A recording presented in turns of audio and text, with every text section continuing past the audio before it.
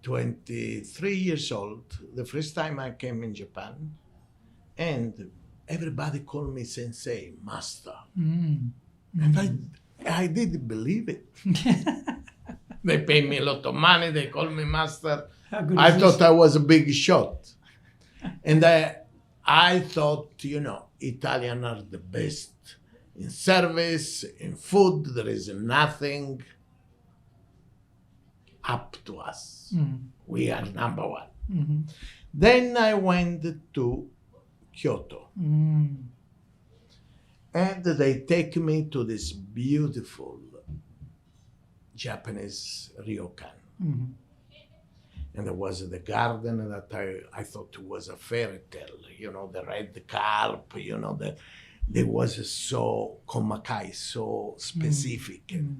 And then I see this old lady coming with kimono. I never see kimono in my life. And she said, welcome, with a big smile. And I thought was Madame Butterfly. And I say, no, this is not real. And then we sit down, they give the elegance and the softness, the delicatess, the service. I was impressed. I say, wow. And then they started to serve this kaiseki ryori. Kaiseki ryori, yeah. And I never see that. And I say, wow, I can learn. For the first time in my life, I say, wow, I can learn a thing about what it was my idea. I say, wow, I learned the Japanese food and I go to America to open a Japanese restaurant. Yeah. And about running my business, I knew because I was an employee. Motivation is very, very important. Sharing the good thing, the bad thing with the people. Psychology. Talk about that a bit more. For example, if you're in the hospitality industry, food service particularly, it's very busy. You're standing. You've got to be able to deal with people of all different temperaments. They're a good mood, bad mood, they turn up, whatever. How do you get your team to have the same atmosphere in the restaurant? Because you're Italian, you have Roberto, Italian, Constantine, Italian, you have a few Italian staff here, but most of them are Japanese. So how did you get them motivated to not give a typical aloof but polite, good Japanese service, to give a warmer sort of, Elio Locanda type of family feeling service? Because it's not just you or Roberto, or Constantine. It's the whole team is like that. How did you encourage them to become like that? How did that work? Well, there is a base. We take the kids from catering school. Catering school, okay. From hotel school. They are usually 18, 19. We make them educate here. We send them in Italy to study in Italy. They come back and they work. So when you say you send them to study in Italy, they go to my sister. My sister is in Italy as agriturismo. So they work in her They restaurant. work in their farm. They work in their thing, because food is culture, my friend. You have to give the opportunity to learn and I want all my staff to be. To the first question I make is, say, what do you want to do? If somebody say, oh, I will be your employee all my life, I will not take them in. If somebody say, I want to make my own restaurant, then this is the kind of people, motivation. Second thing, education. You have to educate people. Third thing is the place of this restaurant. Why I didn't want to do a chain restaurant. Kojimachi is a ghost town, especially in nighttime. But it's kind of a royal area. So, to make the long story short, nasty people don't come in Kojimachi. It's fair to say that. Yeah. So you have a first select of people. Then you have the restaurant from outside. Doesn't look like a restaurant. This is not right restaurant.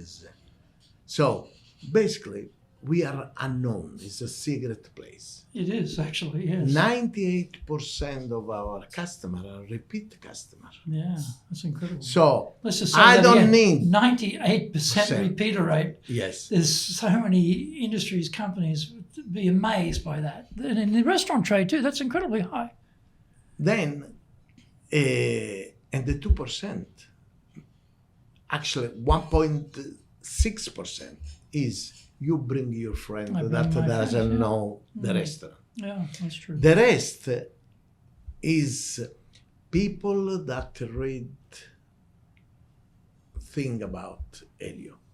I don't do advertisement. I don't do, but social media people come here. Now I had a lot of problem with foreigner. Oh. Yeah. Not the foreigner that are in Tokyo. This is the usual customer. Yes. Yeah, they live here. But the tourists. Tourists. Because they don't know the Japanese rule. You know, in Japan, you are a gentleman. You know how to behave wherever you go. Foreigners, they don't know Japan. And we used to make sure that the people, I am John Smith, I want to come there, 7 o'clock, 6 people. Then they come here, 7:30. Then there is one, the father vegetarian, the mother vegan, and there is 4 children, 1 year old, 3 years old, 5 years old, 7 years old, one crying. I have people here that talk business. I have a politician. I have business people. I have all the kind of people that we are Italian, we are funny, but you have to respect the privacy of the people. The first rule in Japan, don't bother people, don't disturb people. Of course, I don't blame the foreigner, but they don't know. They don't know. So what I make the simple rule, if we don't know the customer, we will say, sir, we are full, you can come after 9 o'clock. So if they have kids, they don't come. They're not going to come, yeah. And if they behave bad, I will say to them, please leave. But to be honest, never happens till now. So, you mentioned, because we're the theme of this podcast is leadership. So you have your restaurant, but you also have farms. You have your own fishing boat. You have a number of enterprises. I will explain to you that. But one thing is to run a company. What I did, I thought that to keep the people, the key to keep the people. So what I did, because I was an employee, and I studied what was the mistake of the management, what I did is, we give a salary, we give a bonus, guarantee, and then in March, we do the profit sharing program. Everybody, 50% of the company gain is distributed to the staff. Equally? No. No, okay. No, because there is like how many years they are with us, what he did to effort.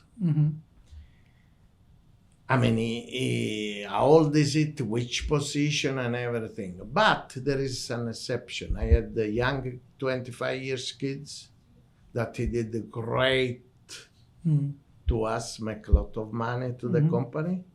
He get a sharing profit money like one of the oldest manager. He just was here for a few years. So there is all the kind of thing. This is I decide. And you mentioned before, the people who say, I just want to come and be an employee, not interested. I want to run my own restaurant. Oh, come on, you have motivation. But what do you do about those people leaving? They got the motivation, they study under you, they get motivated, they say, I want to be like Elio, run my own restaurant. Bye. You have to replace them. Do you have that problem of turnover that you have to keep replacing? Look, because we are expanding, we have a problem. Because to educate, to make sure that kids become a professional will take it between 5 to 10 years.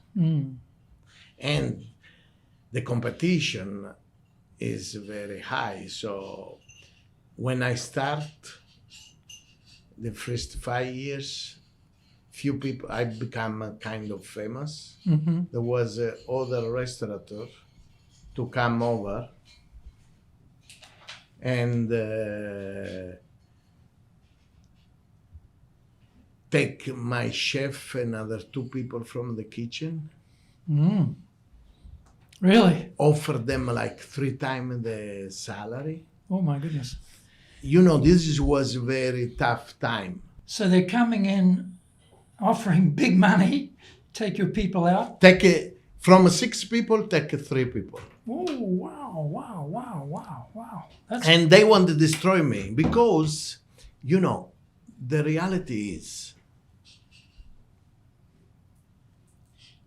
I married to a Japanese, but she was my employee. She was my waiter. Right. I don't have a political connection.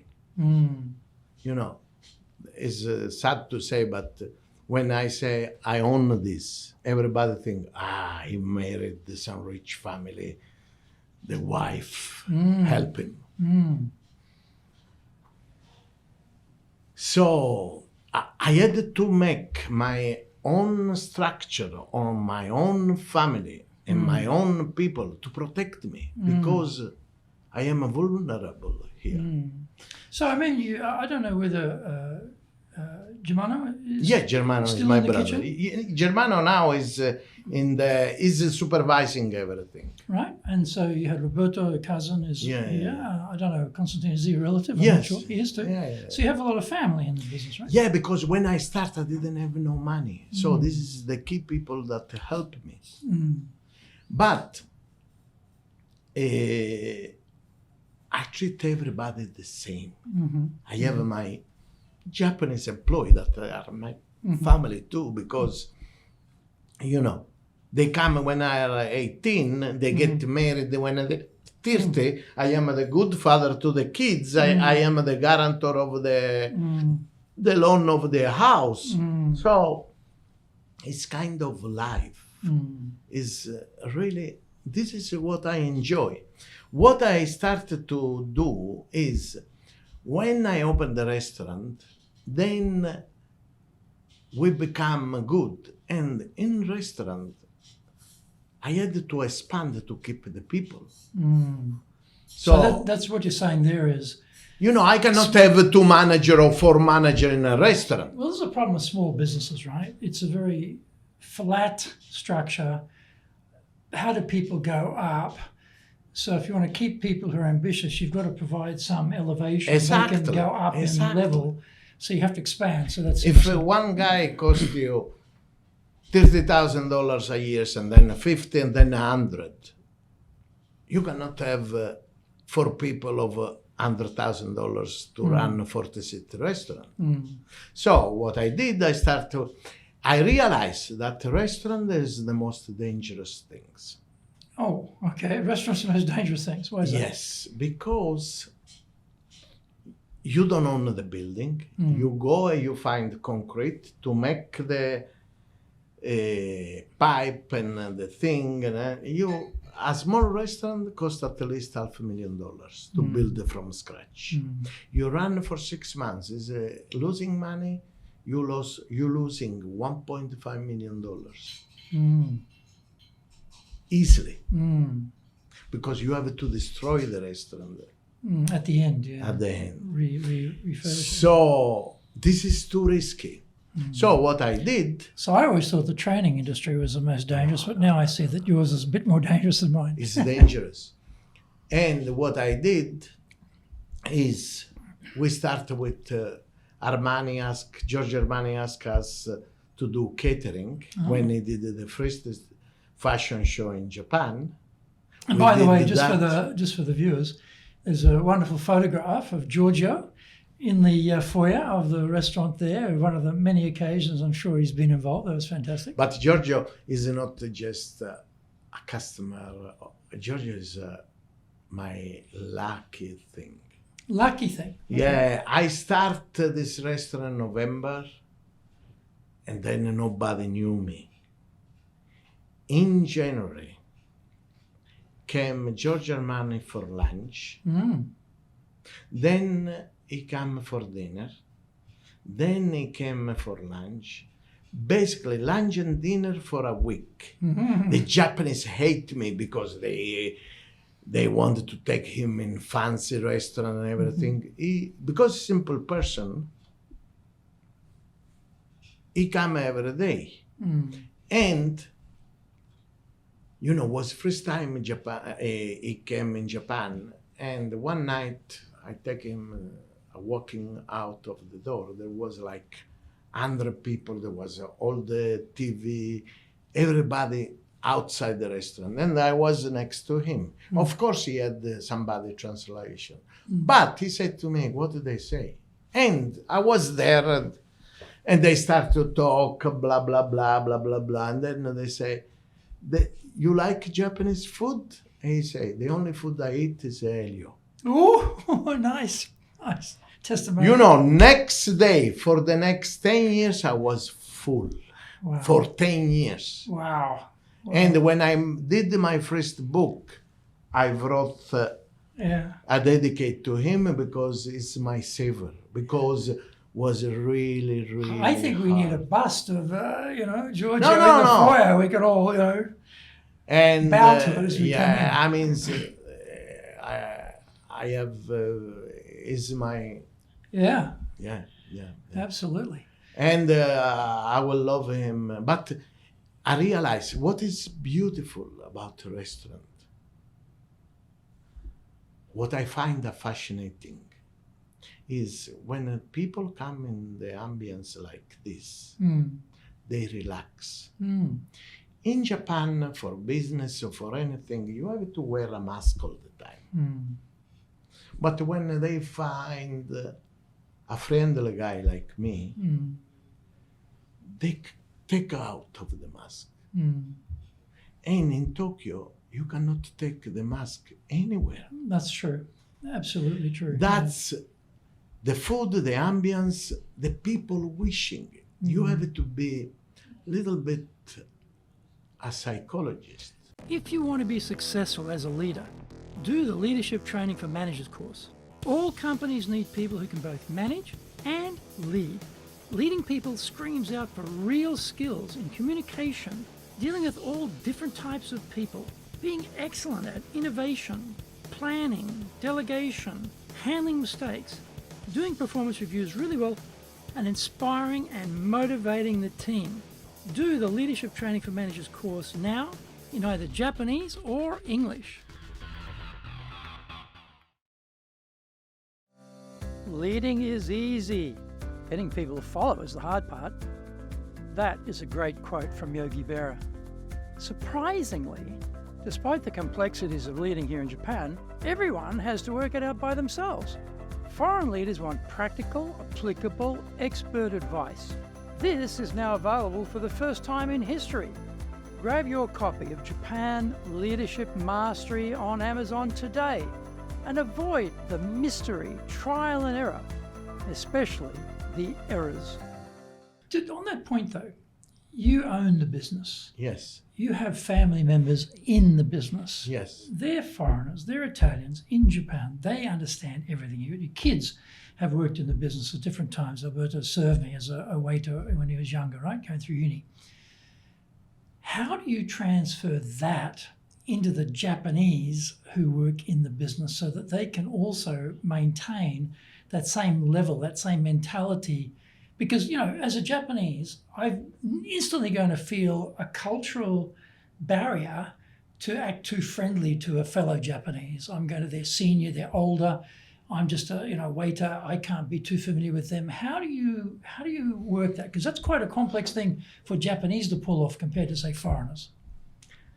To be honest, I don't make difference to nobody. You don't, but what about the Japanese who work for you, though? Listen, one lesson that I heard, there was this old man come here all the time. Very nice. Didn't spend too much money, but he was a loyal guy. One secret is never ask what they do or who they are. The privacy of the customer must be granted. So, of course, there is customer that give me the meshi, and Like this I is saw the people. today. This is the people that they want that you know them.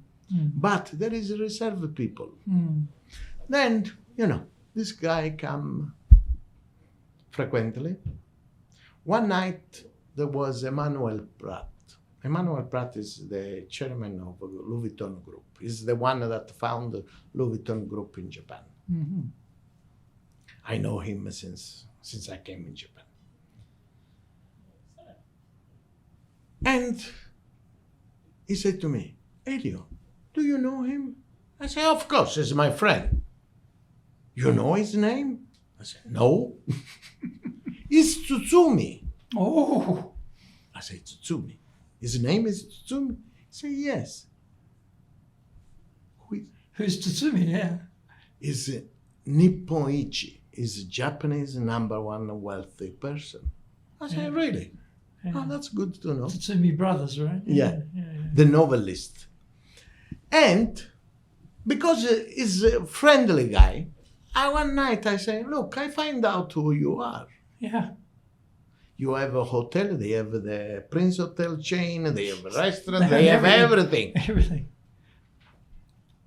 I said, why you come here all the time? He said, because you treat me as a human being. I am a Japanese.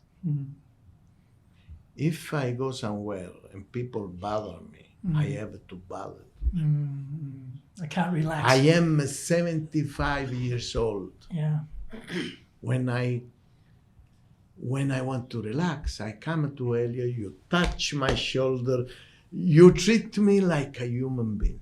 And this is for me, I feel good. People in Japan, there is a beautiful culture of respect of the older or everything. But because there is so many rules, people forgot only one thing, to read the heart of people. Rules are great, but emotionally, empathy. The empathy is the most important thing. I see people here coming all the time. For example, you come with your business partner and you talk business. I come, I greet you, I disappear. You come with your wife. I come to you, I greet. I ask about the kids, about your family, about the thing. You come with your girlfriend. I come there, I say hello, and I disappear. You come with the boyfriend. I come there, I say hello, I disappear. You have to read, even if it's the same person, you have to read the atmosphere. And of course, I make a lot of mistakes. Last week, almost I cry. We was very busy.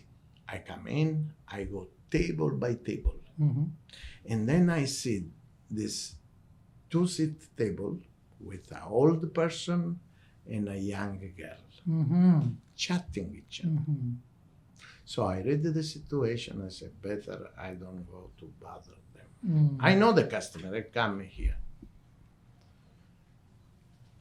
Everything went well. He's leaving, he's paying the bill downstairs. I went there. I said, thank you very much for coming. I hope everything was okay. He said, the food was okay. The service was sucks. Mm. Mm. And usually, people don't say that. Mm. And I say, my apology if my colleague make mistake. He say, was not your colleague, was you. Oh, whoa. And I Oh. say, excuse me. I didn't even come to your table. He say, that's why. I want to show the young girl that I am a friend of the owner Yeah, of the thing. okay. And believe me, almost I cry. I couldn't sleep in the night because I didn't read the right. You understand? I do. In this business, I do. you have to do something. Mm. You're learning every day. Very hard to tell, though, isn't it? You know, he's. I mean, this is But this is a complex society in many ways. yes.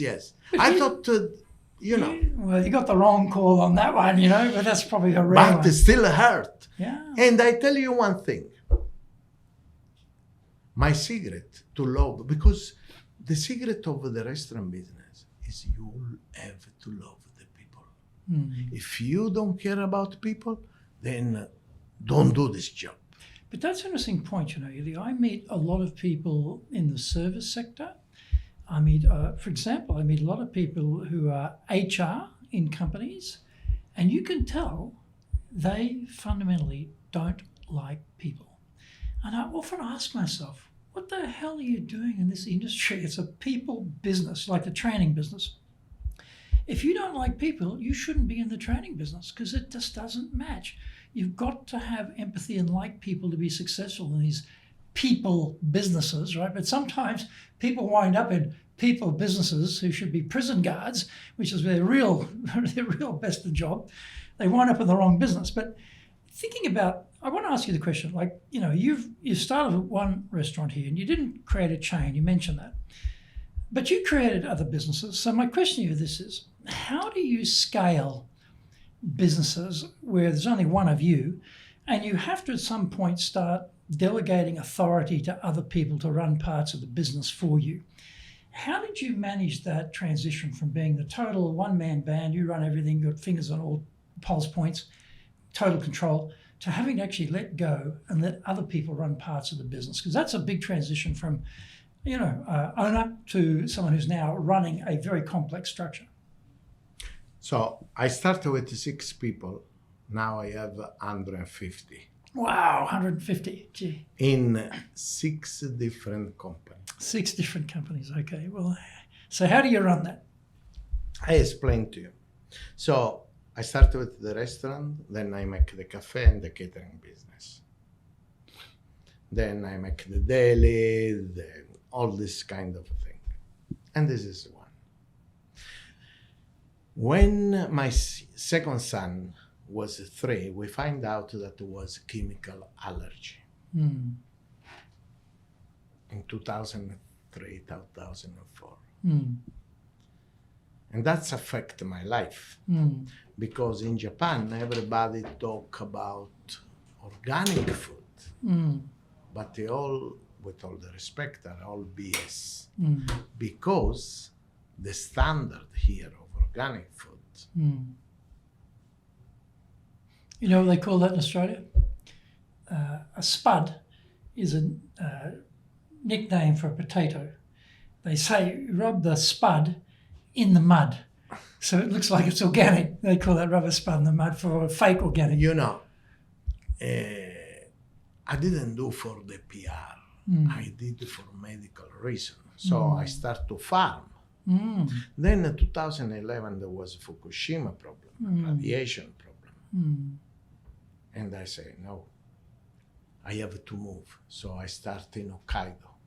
But just let me talk about that too, because I was here. I didn't leave Japan. I didn't leave Tokyo I didn't State. leave either. He didn't leave either.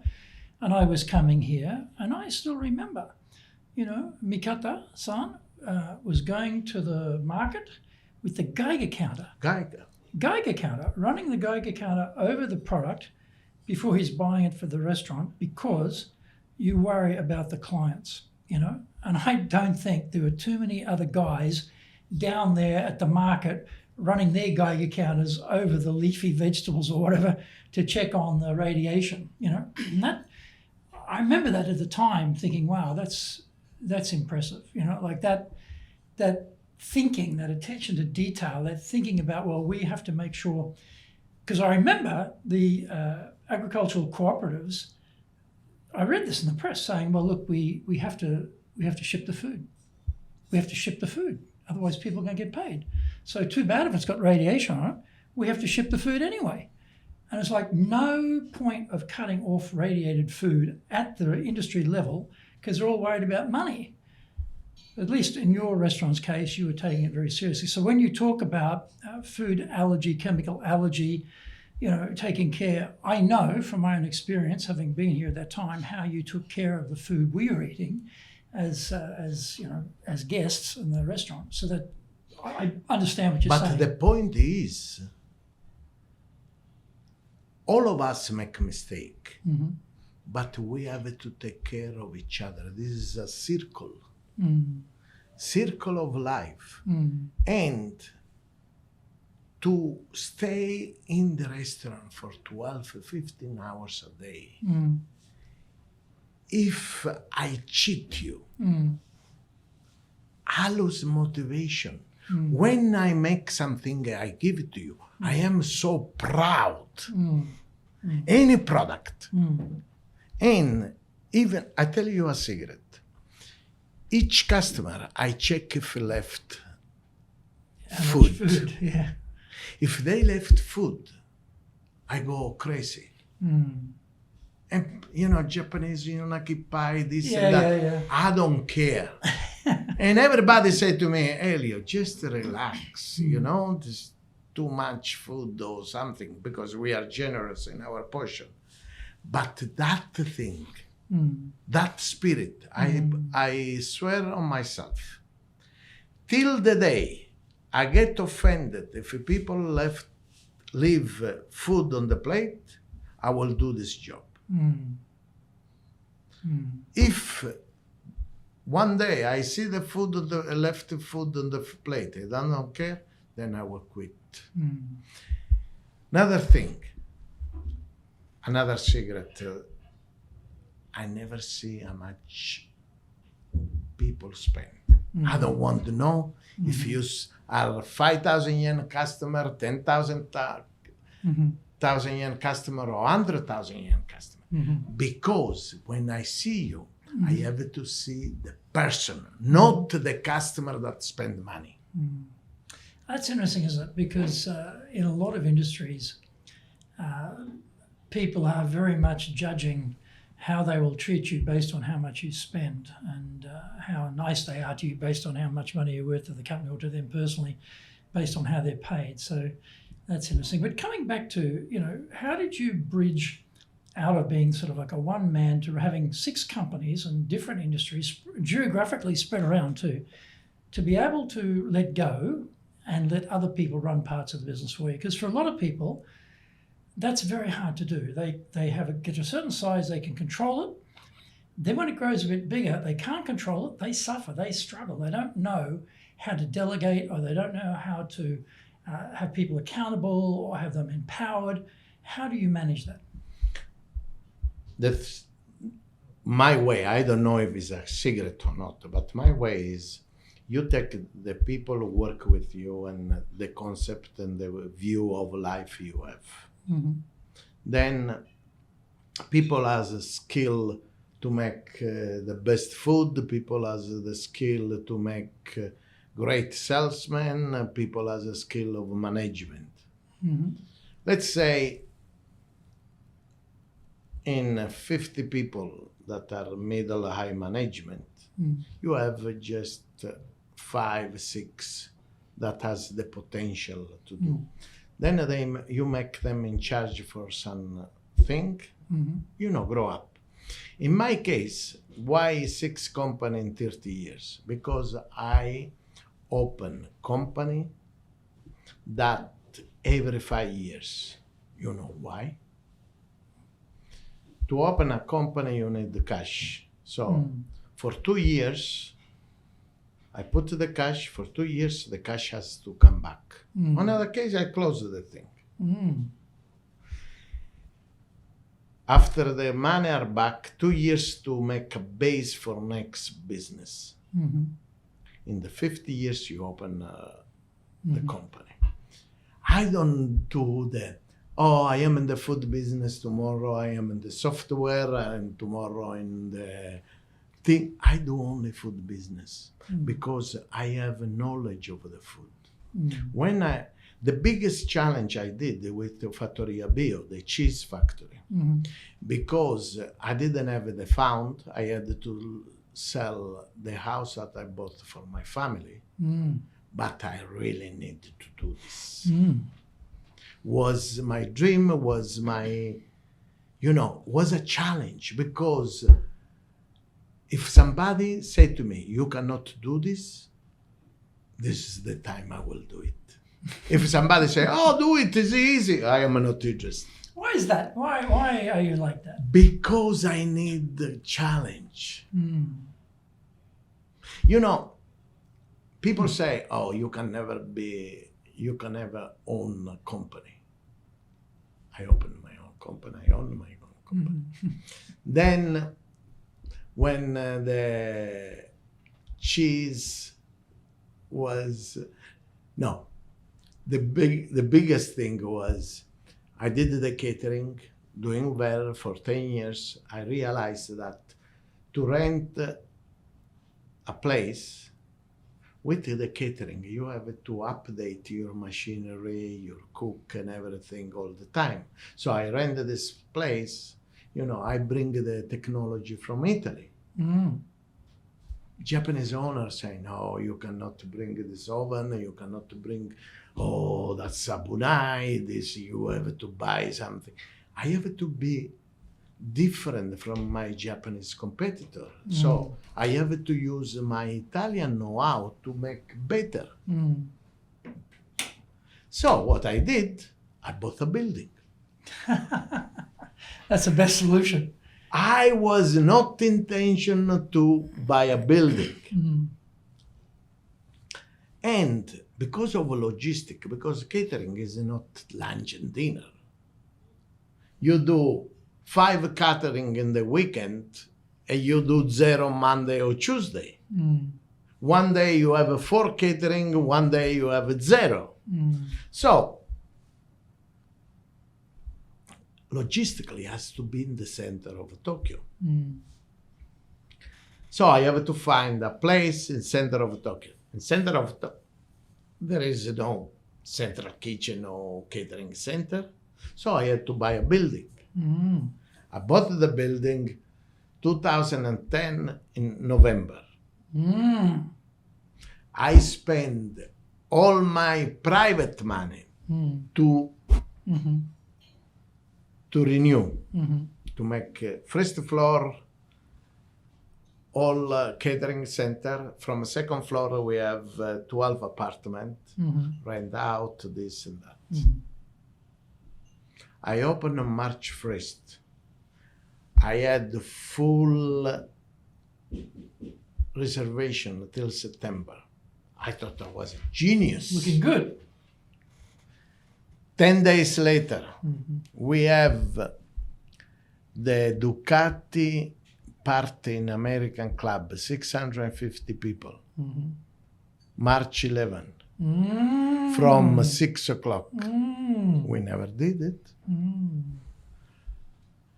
I thought my life was over because Fukushima happens, because I was full of debt. From the next day, there was no customer. I had huge loan with the bank. If I had a gun, I shoot myself. Then, management-wise, what I did, there was a lot of problem, but I never thought that people are scared because they don't work. I had the catering center and the restaurant empty. And I say, oh, take off. Nobody wants to take off because everybody's afraid to lose their job. Then, honestly, I was scared. But I had to do something psychologically to everybody. Then I call everybody and I said, look, we are strong, we have money. Japan was good to me. Let's adopt a city. And because we had the 3 containers of food, and all the party are canceled, of course, and the food expired. So I say, you know, I didn't go to Fukushima, but I went to Rikusen Takada. We adopted that place, and every week we bring food for everybody. And that's had 2 meanings for me. One,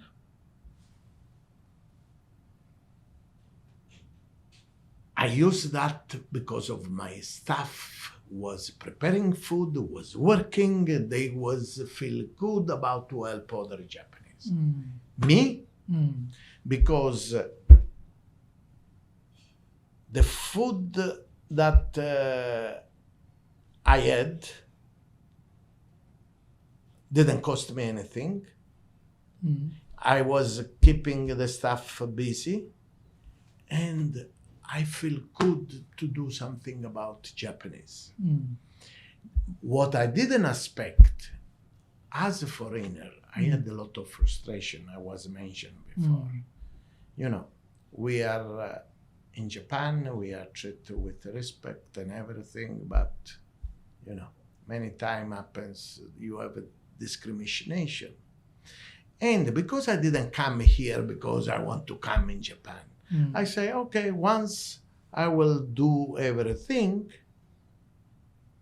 I will go back in Italy. You know, I don't want to die in Japan. I don't want to stay too much in Japan. But I didn't expect when we go to Rikusen Takada, and first we'd go to the center. We bring food and everything, but after less than 1 month, after the 30th week, they had everything. Was good the first and second week, because Japanese to organize take time. Once they are organized, they are the best in the world. Perfect. So what we did is we had the center, because the problem there was not the one that lost the house, but the one that had the house, but they didn't have gas, electricity, or water. And because they was not damaged, they was afraid to ask for help. So we went there, knock the house of everybody. I find a 93 years old lady that had a huge house, and she was the boss of the Rikusen Takada. And I say, you know, we want to help. What do we have to do? He said, okay, I send you fax, and you come in weekend to give food. And we tell you our request. Okay. And you think, oh, they are starving, food, water, drink. You know what was the number 1 request? Gasoline. Gasoline, because they don't have, they have the car, they cannot move. Number 2, oil for the stove. Cooking oil. No cooking oil for the stove, the gas for the stove. Oh, okay. Number 3, mutsu for kids, for all the people. The pamper. Pamper, yeah. Diapers. You know, thing that you never think about. Raining shoes and everything. And I must say that one was the most interesting time in Japan. Because, you know, we are in Kojimachi, people are kind of snobbish, people are kind of high society and everything. And especially the Italian community, you know, I am a dottore, I am the this, I am the that. When this happens, we make an association, because I am very superstitious. I don't want to put Elio in something. If I do something, I don't want people to know. Oh, okay. So, we take this Italian for Tohoku. I did the Calabria Association. And what we did is they send the fax, we go there, we bring for 2 days. But the beautiful thing was that because I had the restaurant that I know everybody, people say, Elio, please take us there. We want to help. Volunteers. Oh, we go always we'll come with you. 15 to 20 people each time. And to go to Rikusen Takada will take 6 hours or 8 hours to go and 8 hours to come back. Was not easy. And we stay there all the day. And this was kind of crazy because, you know, dottore and this and that. We make huge buffet for 1,000 people. You stupid, cut the bread like this, I told you. And this was because it was everything off the record. We was in the same level. Usually, this guy is the president, the big shot of this. And sorry, I say, the lady from the fashion, I told you the soup has to be 1 scoop. This, sorry, Elio, sorry. You know, was such harmony. I was so proud.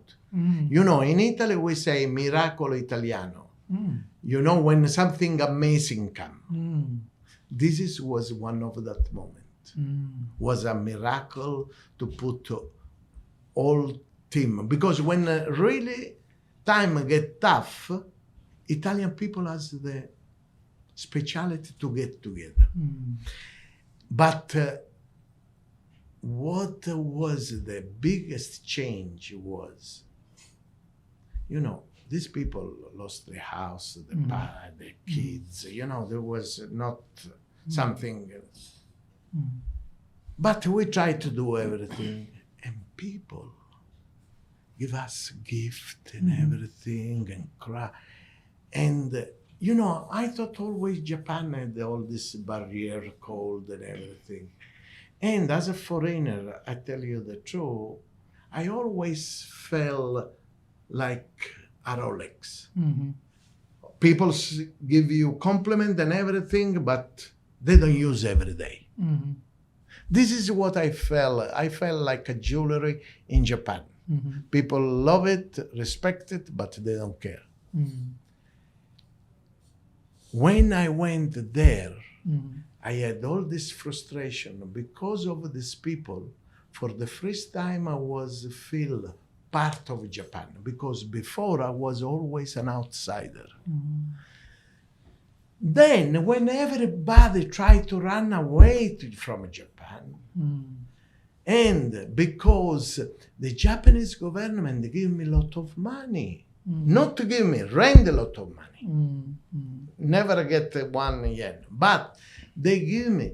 And because we had saved money, when I decided, well, I don't want to go back anymore in Italy. I want to stay here. I want to dream, to make my dream come true in Japan. So after Fukushima, I had this crazy idea to make this cheese factory in Hokkaido. Everybody said, no, Japanese milk is not good. Nobody will do But I this. think you imported the stock from Italy, right? As I remember. Yeah, but you cannot, mozzarella is like tofu. you don't make a tofu that can last 6 months. The tofu you make today, you have to eat in the next 3 days. And they have such a beautiful milk. Then I bring the machinery, I bring the cheese master, and we did. Then I did the salami challenge, and then I do the agriculture thing. And if you think that when I was a baby, I see my grandparents doing vegetables, I say, I want to live this space, and I want to live in New York, in London, in Paris, in big city. I did that. But my life bring me back to who I am. And to my children, to the future generation, I just say one thing. When you are young, you have to do all the kind of experience. And because I left home very young, my parents didn't really give me support to go to the best university or anything. But they give me something that is priceless. The dignity. You know, when you are 16 or 18 or 20, and you go in a foreigner country where you have a lot of chance to make easy money, and you don't do it, not because I don't want to. I didn't do, you know why? Because I belong to a good family. If I do something wrong, I can never go back to my family. It's kind of honor, it's kind of dignity. It's calm. Is the thing is you cannot bring shame to the family. That's a very Japanese concept too. Well, I find Japan that is my country. I find, you know, family. I married to a Japanese. I don't see different. My mom is a pain in the ass. My wife is a pain in the ass. But they have the same family concept. And this is, for me, is very important. And, you know, in business-wise, you have the people, you make them grow up. The synergy is very important. And if you are good, you have to see the motivation of people, the skill. The skill they can learn if they are willing to. So you say, okay, my friend, you run this company. I give you a salary. If we make this money, you have this part, this part, this part. And give them a chance. Of course, there is somebody can do it or cannot do. But the secret in the food business is, each time I say, oh, I'm going to do this project, I will make tons of money. Each time I thought like this, I lost everything. If my motivation is, I'm going to do the best product, the money is the consequence of the product you make. Of the attitude. The attitude. You know, what's your definition of leadership? How would you define leadership? We have to work a lot to ourselves. To be a good leader, there is no recipe. There is experience. There is common sense. There is part of psychology. You have to read the people, but not in schematic way. Empathy. You have to put yourself in the person that you have in front. You have to take the energy, the negative energy, and put in positive energy. Motivate. And we have to accept the diversity of the people. If you can find, you know, many colleagues of mine, they have been successful. They say, this is my way, everybody has to do this way. Doesn't work. because everybody is different. The concept has to do, to reach here, if you're jumping or running or go around, it's important that you reach here. How you do is the person in charge. You can give it the direction and the time.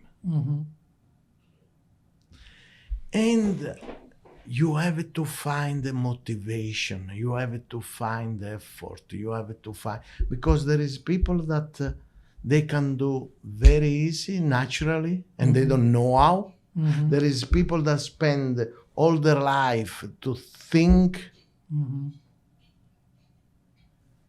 how to do, to study, and then they go and they have trouble.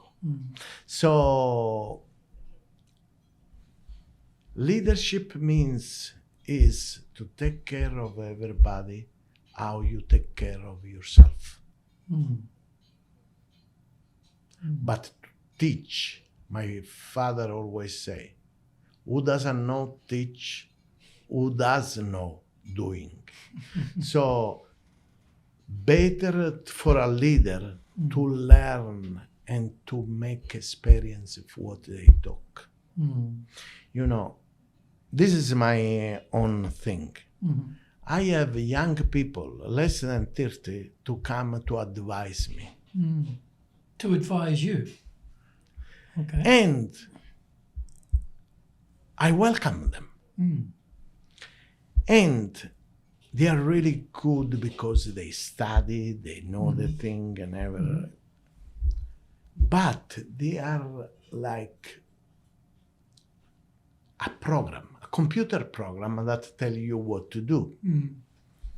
In my business, probably if you talk about finance or this or that will work, but in my business is a more romantic thing because it's a human being touch. So, and always I ask, look, which kind of experience beside the school you have? If I ask you advice, if you have a 50 years experience and you have a 5 years experience, what do you think I will ask you? If it's computer software, something that we are dinosaurs, I always ask the youngest one. But about company leadership and everything, I believe that to be a leader, you have to suffer. You have to take the hard way and do the thing by yourself before you can lead somebody. This is the way I see. Probably I am too old. I don't think so. I think there's always, leadership, I often think, is you've had blood coming from your ears, from your nose, from your mouth, from your eyes, because you've suffered and you've learnt the hard way, and then you can know how to avoid trouble or to advise others from perspective. Theoretical perspective in leadership is almost fantasy in so many ways. The reality is so much out of it. But the one thing about leadership, in my experience, because to be in the public business, you absorb so many things. One thing that I can talk about Italian business people. If an Italian business person has been successful, then he get the God complex.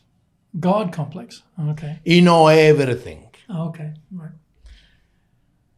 Then, in my case, I study, and every day, to be a good leader, every day you watch yourself in the mirror, and you have to do how